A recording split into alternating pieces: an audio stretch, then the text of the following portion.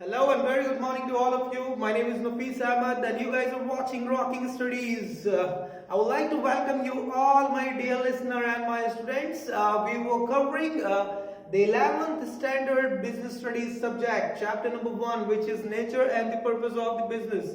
And we have learned so many new things in this chapter, and today I am having one more interesting thing for you, which is the position of the Indian subcontinent in the world economy from first study to 1991.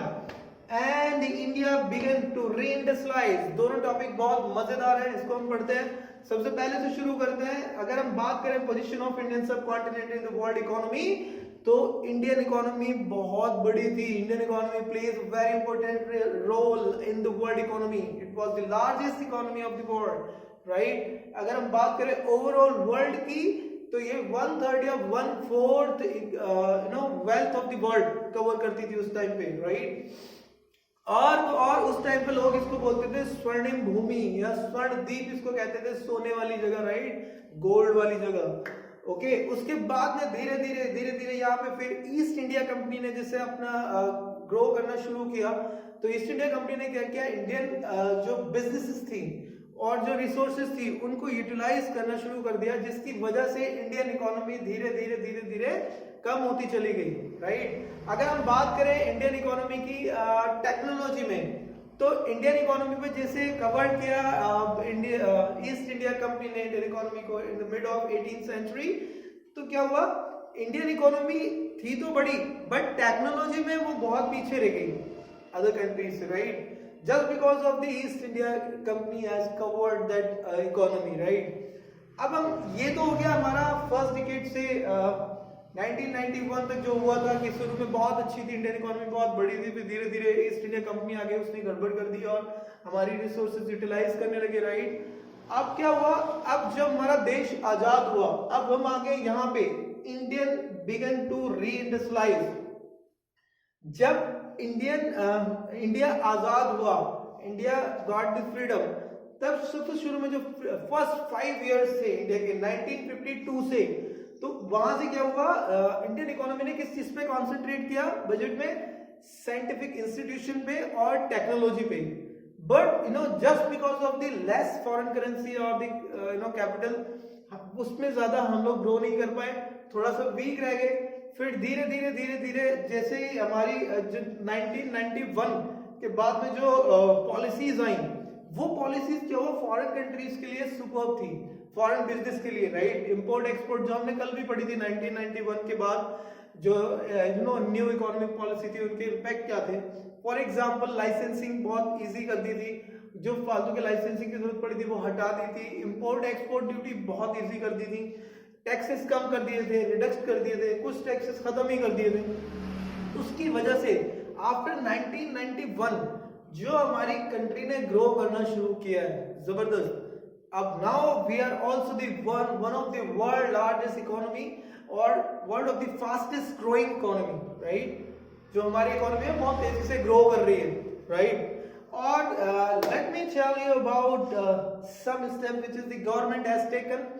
25th of September 2014 में Indian government ने कौन सा step लिया, Indian government ने लिया था कौशल, जिसे कौशल विकास योजना, प्रधानमंत्री कौशल विकास योजना, स्किल इंडिया, इस तरीके के इन्होंने प्रोग्राम शुरू किए, जिसकी वजह से क्या हुआ कि जो हमारे एंटरप्रेन्योर हैं वो बढ़ गए, बिजनेस शुरू करने वाले, स्किल्स डेवलप कर दी, पॉलिश कर दी हमने, राइट. और जब स्किल पॉलिश होगी, सिखा रहे हैं लोगों को कि भैया कैसे बिजनेस कर सकते हैं, आप कैसे कोई काम शुरू कर सकते हैं, आपके अंदर अगर आप कोई काम सीखना चाहते हो तो कैसे सीख सकते हैं, सिखा रहे हैं लोगों को काम उन चीजों के अंदर. तो उससे क्या हुआ, लोग सीखने लगे, एंटरप्रेन्योर बन गए और तेजी से इंडियन इकोनॉमी अब ग्रो करने लगी, right. So this was the position of the Indian subcontinent in the world economy from first study to 1991 और इंडिया बिगन टू रीइंडस्ट्रियलाइज. अगर आप कहो तो एक बार फिर से रिकैप करा देता हूँ. पोजीशन जो इंडियन इकोनॉमी की थी शुरू में फर्स्ट 80 से 7th सेंचुरी तक बहुत बढ़िया थी. It was very big economy of the world, largest economy.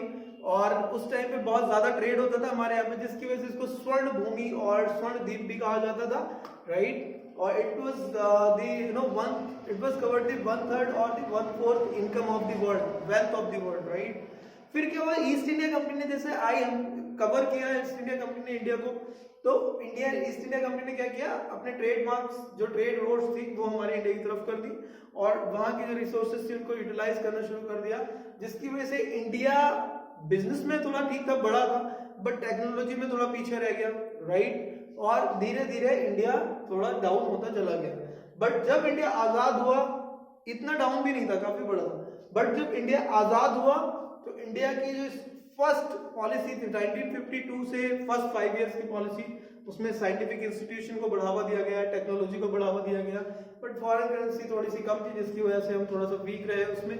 But 1991 के बाद में फॉरेन के लिए नए नए, जैसे फेमा हमने पढ़ा था, फॉरेन एक्सचेंज मैनेजमेंट एक्ट, तो उसमें उन एक्ट्स के थ्रू और फॉरेन ट्रेड को बहुत इजी बनाया गया, जिसकी वजह से मल्टीनेशनल कंपनीज हमारे यहाँ पे आई, हम दूसरी कंट्री में जाके बिजनेस करने लगे, जिसकी वजह से इकोनॉमी फास्टेस्ट ग्रोइंग हो गई, रैपिडली चेंजेस हो गई इकोनॉमी में, राइट।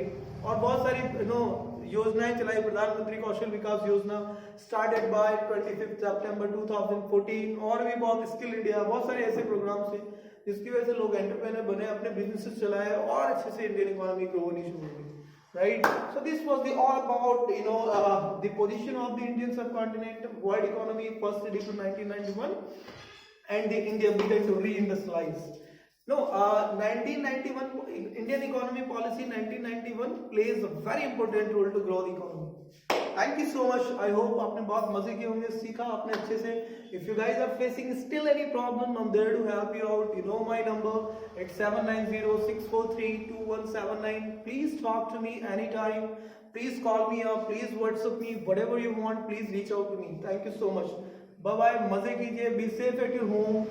Enjoy कीजिए क्लास को भी और लाइफ को भी. Bye bye. Take care. See you tomorrow at the same time.